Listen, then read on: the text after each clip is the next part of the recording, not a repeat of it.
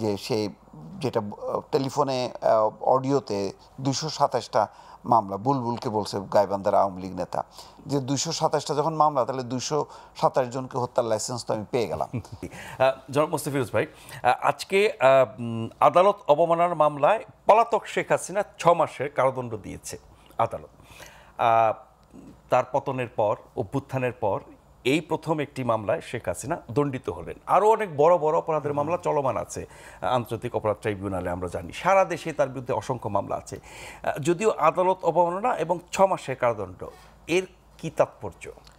এটা একটা প্রতীকী। বাংলাদেশে তো শেখ হাসিনা এমন একটা ভাবমূর্তি দাঁড় করাইছিল যে মানে অনেকে বলেন, দেখলাম যে সেদিন যে হিটলারের লেডি ভার্সন হচ্ছে বাংলাদেশের শেখ হাসিনা। তো উনি আইন আদালত সব কিছুর ঊর্ধ্বে, এমন ধরনের এক ধরনের মানে সব কিছুকে উপেক্ষা করা, অবজ্ঞা করা, কিসের ভোট কিসের কি, মানে সেই এবং আজীবন থাকার একটা লাইসেন্স পাওয়ার এই যে অধ্যত্ব, সেই অধ্যত্বের বিপরীতে মানে অন্য 10 জনের যেমন সাজা হয় তাকেও সেই সাজা পাইতে হলো। এটাই হচ্ছে, আমি মনে করি এটা প্রতীকী। কিন্তু এক অর্থে মানে একটা ফ্যাসিস্টকে এক ধরনের মেসেজ দেয়া যে ভবিষ্যতেও কেউ যাতে শেখ হাসিনা হওয়ার চেষ্টা না করে, সেই অর্থে আমি মনে করি যে এটা খুব ভালো একটা রায়। যে সেই যেটা টেলিফোনে অডিওতে ২২৭টা মামলা বুলবুলকে বলছে গাইবান্ধার আওয়ামী লীগ নেতা যে ২২৭টা যখন মামলা তাহলে ২২৭ জনকে হত্যার লাইসেন্স তো আমি পেয়ে গেলাম। এই যে ফাউল কথাবার্তা, অনেক ফাউল কথাবার্তা আছে, তার যদি এই ধরনের কথাবার্তাগুলি হয় প্রতি কথায় কথায় মানে আদালত অবমাননা বা মানে মানহানির মামলা হওয়ার কথা না, এটা প্রতীকী। আমি এই জন্য বলছি এটা প্রতীকী। মানে মূল দণ্ড দিলেও লাভ নেই, কারণ সে দিল্লির কোলে আছে, সুতরাং এটা লাভ নেই। কিন্তু সেটা রুল অফ ল, মানে আপনার তো একটা দেশ তো কে থাকলো কি থাকলো না সেটা বড় কথা না, বাট সে স্টাবলিশ করলো যে বিচার করা, সেটাই হচ্ছে বড় কথা। সেই অর্থে আমি মনে করি যে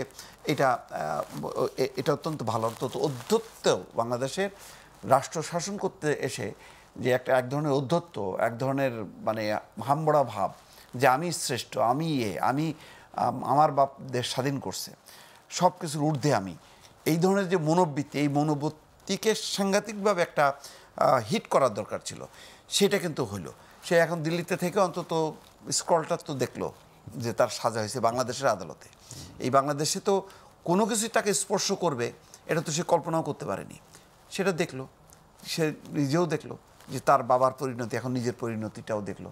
এগুলি আমার মনে হয় যে আমরা ব্যক্তি হিসেবে না ধরে আমরা এইভাবে নিতে পারি যে ফ্যাসিস্ট শাসন বা ফ্যাসিস্ট হওয়ার মানে যদি পুনরাবৃত্তি বা এটা যদি বোধটা যদি জাগ্রত হয়, আমি মনে করি এখানে ফ্যাসিস্ট হওয়ার যেই পরিণতি শেখ হাসিনা, তার সরকার, তার দল ভোগ করছে,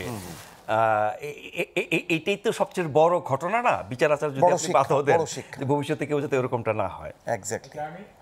জি জি, সেটা হচ্ছে আমাকে ওই কেউ যখন জিজ্ঞাসা করে যে দুই আমলের তুলনা করেন, তখন আমি বলি কি যে এই ধরনের প্রশ্ন আমি উত্তর দিব না।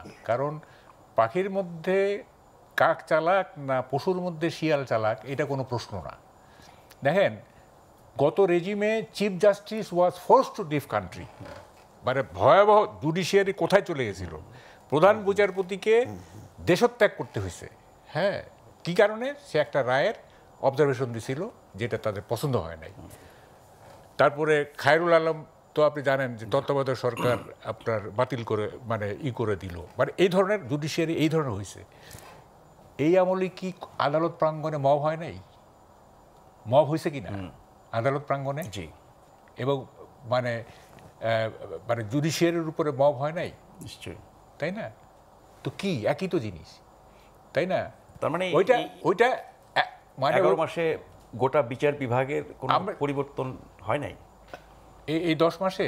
হ্যাঁ, এইটা it is too early to predict. এটা টু আর্লি টু প্রেডিক্ট। হ্যাঁ, কিন্তু অনেক ঘটনায় সেটি মবের হুমকি ধামকি হোক বা কোনো একটি মামলার যে আদেশ রায় আমরা দেখছি, এটা কি নির্ভয়ে নির্বিঘ্নে ন্যায় বিচারের মাধ্যমে আসছে বলে মনে হয়?